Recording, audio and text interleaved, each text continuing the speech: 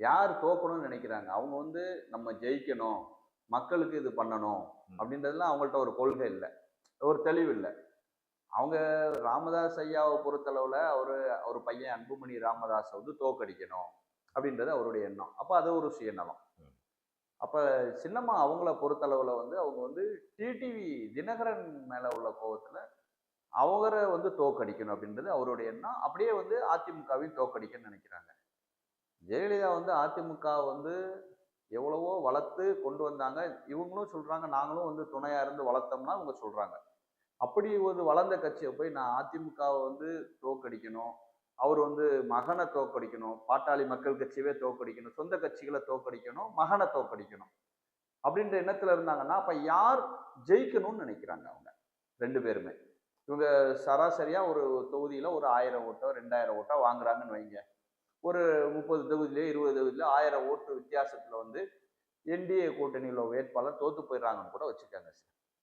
அப்ப திமுக ஜெயிக்குதுன்னு வைங்க. ம்.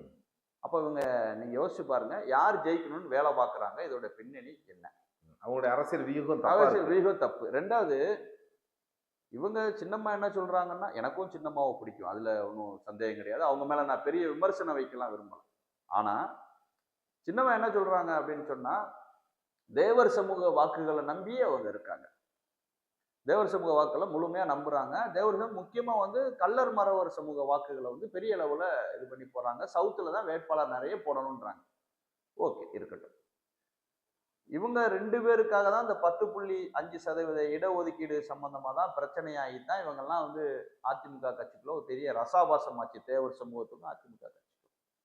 அப்ப 10.5% இடஒதுக்கீடுக்கு கிட்டத்தட்ட 40 வருட காலம் போராட்டம் நடத்தி அதை சாதிச்சு காட்டியவர் வந்து ராமதாஸ். இப்போ வந்து அதுல வந்து அது பிரச்சனையில போயிட்டு இருக்கு.